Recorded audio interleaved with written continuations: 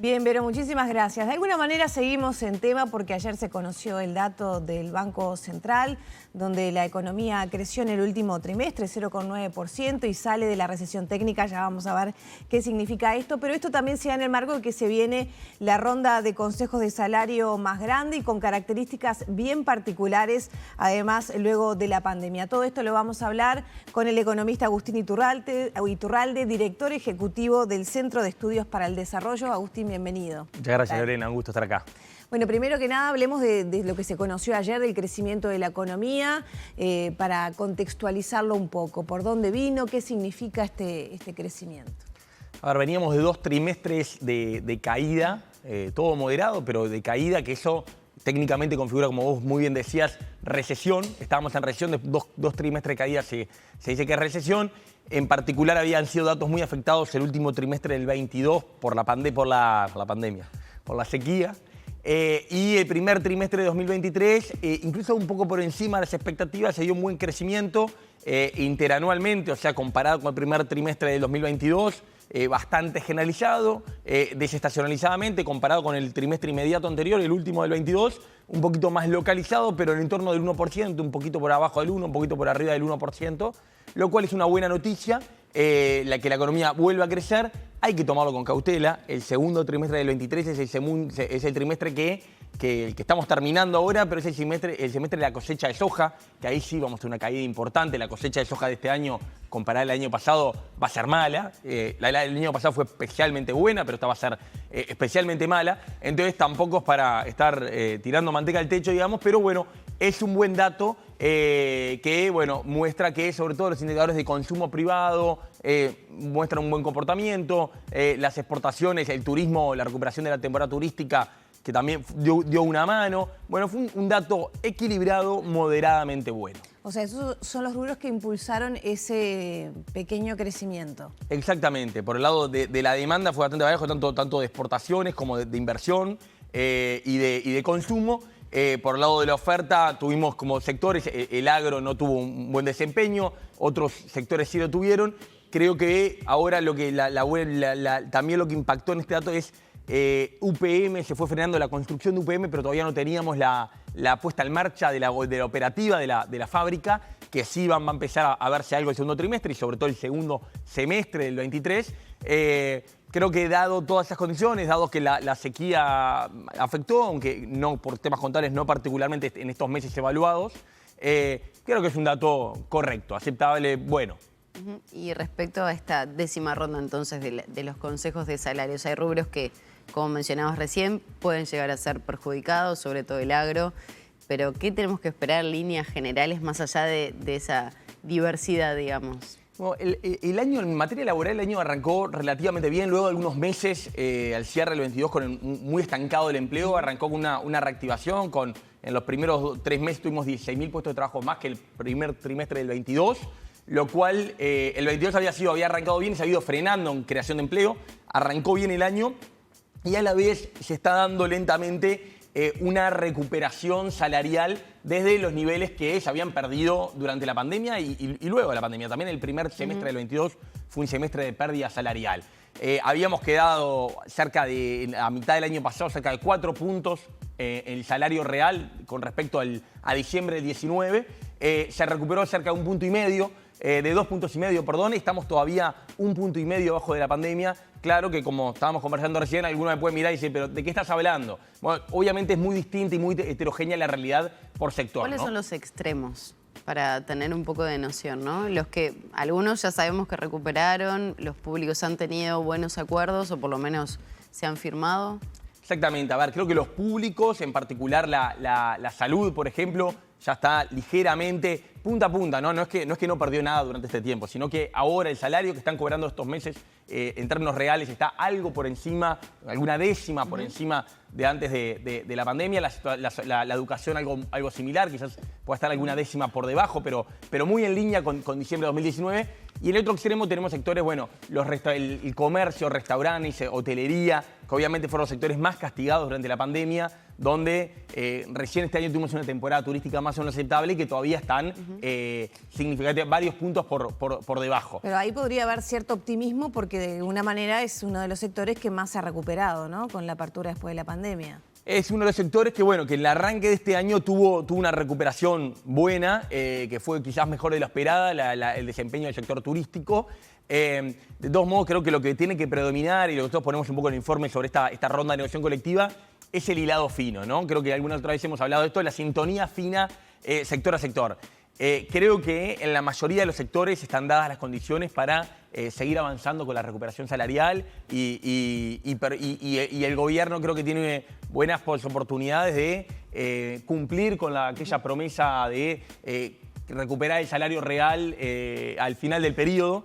En otros sectores creo que hay que ir con mucho más cuidado para no afectar la creación de puestos de trabajo. Los últimos meses la buena noticia es que hemos visto que la masa salarial aumentó fuerte porque las dos puntas fueron aumentando. Volvió a crearse empleo y empezó a aumentar el salario después de varios meses de estar estancado. Entonces eso hace que la masa salarial, que es esto, el pedazo de la torta que se llevan los trabajadores, es la cantidad de puestos de trabajo por el empleo, o sea que es una buena medida que nosotros defendemos mucho porque es, si cae mucho el salario no aumenta, si aumenta el salario pero cae el empleo no aumenta, configura las dos cosas, tuvo un buen desempeño que hace que creo que vamos en buena línea en ese sentido. ¿Sabes que ayer justo hablaba con algunas comerciantes, ¿no? Pequeños emprendimientos y demás, y decían eso, que estaban cerrando muchos por la situación de Argentina, cómo sus servicios se lo iban a buscar a la vecina orilla, no teniendo en cuenta que hay que pagar un pasaje, que tiene un costo, pero bueno, se aprovechaba y era peluquería, manos, estética, todo ese sector. ¿Se está viendo impactado por la situación de Argentina? Hay una disociación, estaba muy buena la pregunta a mí, porque claramente a veces uno habla claro, porque pensaban, no, bueno, ya pasamos la pandemia, la sequía se está sobrellevando de alguna manera, pero hay rubros que no es el litoral, no es la frontera con Argentina, es acá Montevideo que también se siguen viendo afectados. Acá mismo uno escucha cuenta de gente que va a hacer el service del auto, se va al fin de semana a hacer el service del auto o a hacer cada 15, 20 días a hacer un surtido. ¿Qué es lo que tienen estos datos? Que estos datos miden consumo. El consumo privado está aumentando. Claro, buena parte de este consumo privado que aumentó en este primer trimestre es consumo que está haciendo en Argentina. El dato de PBI, cómo trata el contrabando, es complejo y no es del todo claro, pero creo que la estimación de base es que esto no considera el consumo que sea en territorio uruguayo, se considera el consumo de los uruguayos y considera también, y claro, ¿qué te puede estar pasando? En el litoral, así como los comerciantes están muertos, el empleado que vive de la intendencia o del campo o de un empleo que no tiene que ver con la economía local, está con una capacidad de consumo como nunca antes, porque cruza todos los días a comer enfrente, va a hacer servicios que antes no podía comprar. O sea, que ese pequeño aumento del consumo puede estar ligado a eso. Puede haber algo, sí puede haber algo, porque muchas personas pueden estar accediendo, en particular en el litoral, a una canasta de consumos muy barata en Argentina que antes no podían, lo cual no quita el problema que hablaba Magdalena, que me parece... Hay una disociación en esto, ¿no? Estamos con una situación del comercio minorista formal muy mala en este país, en este momento. Eso creo que es claro. El comercio formal está muy complicado y, como decía Magdalena, ya no solo en el litoral.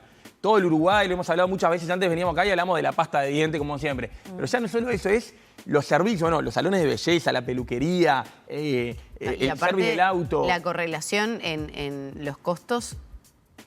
Me comentaban que era impensado. Es impensado. Todo lo que acá te puede salir 5.000 pesos, 3.000 pesos, allá lo hacías por 500. Claro, claro. Entonces, claro, si tenés que ir a hacer ese viaje, uno trata siempre de pensar en el beneficio de su país, pero también puede suceder que hay gente que le termina, va por un casamiento, por ejemplo, y en vez de ir a peinarse, se hizo corte, clarito, color, a mí algunos comerciantes me han dicho, incluso en restaurantes en Montevideo, que después de un fin de semana largo, ellos sienten que la semana siguiente viene menos la gente a comer. Un restaurante que viene menos la gente a comer, porque claro, si una parte de Montevideo que consume, porque obviamente esto no lo hace todo el mundo, lo hace el que puede consumir, el que puede salir. Esa parte de los montevideanos que pueden hacerlo, gastan mucho en Argentina, bueno, acá gastan menos. Hay una parte de esto que es muy estructural y que hay que acostumbrarse, y es feo de decir, pero que hay que decirlo, que es Argentina está más pobre que nosotros, va a tener un nivel de costos y de precios más bajo durante varios años. Pero hay una parte que yo tengo la expectativa, que obviamente hay que esperar al nuevo gobierno, las elecciones, que se va a terminar el año que viene. Obviamente un comerciante de Paysandú me escucha, aguanta hasta diciembre, me debe querer matar. Pero, ¿qué es lo que está pasando? Argentina tiene esto de los tipos de cambios múltiples. En términos muy simples, hay un tipo de cambio oficial que es muy barato. Es extremadamente barato, con el cual se fijan todos los precios. Un dólar muy baratito que tiene Argentina, con el cual fijan los precios de la economía. Después está el dólar que sería el de equilibrio, y después hay un dólar en el mercado negro, que es el que nos pagan a nosotros cuando vamos. El que nosotros cuando llevamos dólares nos pagan eso. El día que Argentina unifique el tipo de cambio, los precios van a pegar un salto para arriba porque se van a fijar con un dólar más alto y a nosotros nos van a pagar un dólar más bajo. Eso va a reducir una parte, no todo, pero una parte grande de la brecha que yo creo que va a dejar de justificar este tipo de locuras que estamos viendo. ¿Y decís que va a pasar entonces para allá, para el año que viene? Yo creo que va a ser una medida de los primeros meses del nuevo gobierno. Gane quien gane, creo que el nivel de distorsión de la economía argentina no resiste más. Ahora no lo van a tocar porque en el corto plazo es muy doloroso. En el corto plazo es un nuevo aumento de precio en Argentina, inflación. Pero todo el mundo, creo que nadie, la oposición sobre todo, pero creo que incluso en la hipótesis de que gane Sergio Massa, va a haber una unificación cambiaria que va a reducir. ¿Y qué? ¿Que va a ser igual que nosotros? No, Argentina va a seguir siendo más barata. Pero no va a justificar esto, no va a ser 8-1 en algunas cosas. No va a ser que, bueno, me justifica pagar la nafta, el viaje, dedicar 2 días y porque igual me es tanto más barato. Sí, claro, si vas por otra cosa a Argentina, te va a resultar barata Argentina. Pero va a ser una relación más normal como la que tuvimos toda la vida, que en general fue un país más barato, pero que era más de ida y vuelta. Pero esto todo Argentina, este año esto solo se va a grabar. Consejo de salario No, por porque es eso, muy importante y la gente quiere saber porque se viene ahora y le define mucho el futuro, ¿no? En realidad lo de Argentina venía traído por la situación de muchas veces los rubros que no sé si van a poder ir a negociar de una determinada manera por el impacto que están teniendo con Argentina. Yendo al consejo de salario, creo que el comercio, y volviendo a este tema, creo que en el comercio formal, en el comercio minorista, en el supermercadismo, en los restaurantes, creo que tenemos una situación una parte coyuntural que es muy tensa, que hace que es un sector que viene atrás, que claramente viene atrás todavía en materia de recuperación salarial y que va a que ir con mucho cuidado en materia de recuperación salarial para no afectar los puestos de trabajo por todo esto. En otros sectores que vienen atrás, la construcción ahora quedó un poco atrás porque está con un convenio viejo. Creo que hay buenas razones para pensar que va a haber una recuperación. En la industria creo que está muy cerca y creo que va a alcanzarlo rápidamente.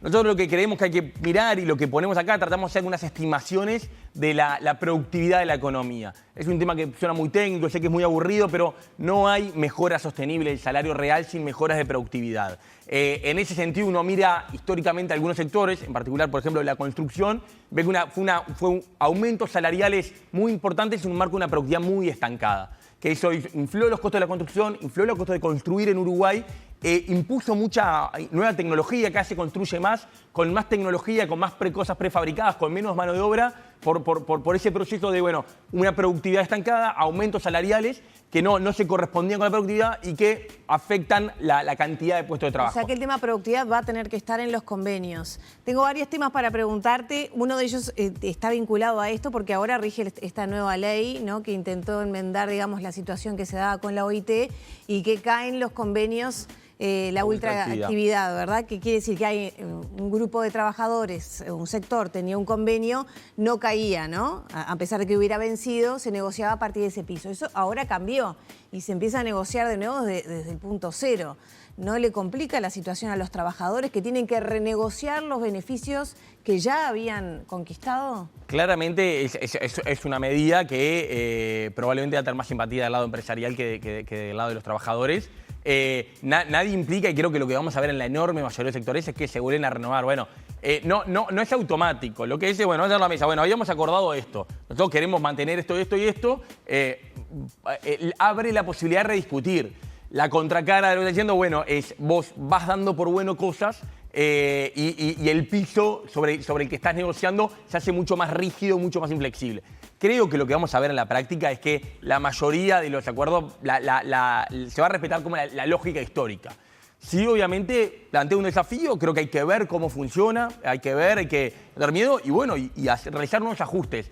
Pero no está nada desacoplado de cómo funciona la negociación colectiva. La negociación colectiva es verdad que es como el patrón dominante en los países que uno aspira a que nos parezcamos, digamos. Negociación colectiva, no tripartita, en general es bipartita, tripartita es más una característica del Uruguay, pero la ultraactividad es una cosa que rige en muchos países del mundo y bueno, creo que hay que ir viendo caso a caso y cómo funciona. Pero el concepto productividad va a estar más marcado en los convenios, entonces, en tu visión. Yo creo que debería, no soy tan optimista de decir que lo va a estar, porque creo que al final va a predominar, a ver, los trabajadores con buenos motivos quieren ir a recuperar el salario que todavía les queda, los puntos que todavía les faltan. El gobierno tiene una lógica más política, razonable, acerca de las elecciones, también quiere cumplir con su... Entonces, probablemente, creo que vamos a una ronda de salario donde van a haber algunos cuidados en algunos sectores, pero no me imagino nuevos códigos y realmente involucrar conceptos de productividad profundos, porque ya va a ser una ronda muy política, con el tema político y electoral muy sobre la mesa. Y agrego un dato más que surge del informe del Instituto Cuesta Duarte, que hay más de 100.000 trabajadores que ganan menos de 25.000 pesos, ¿no?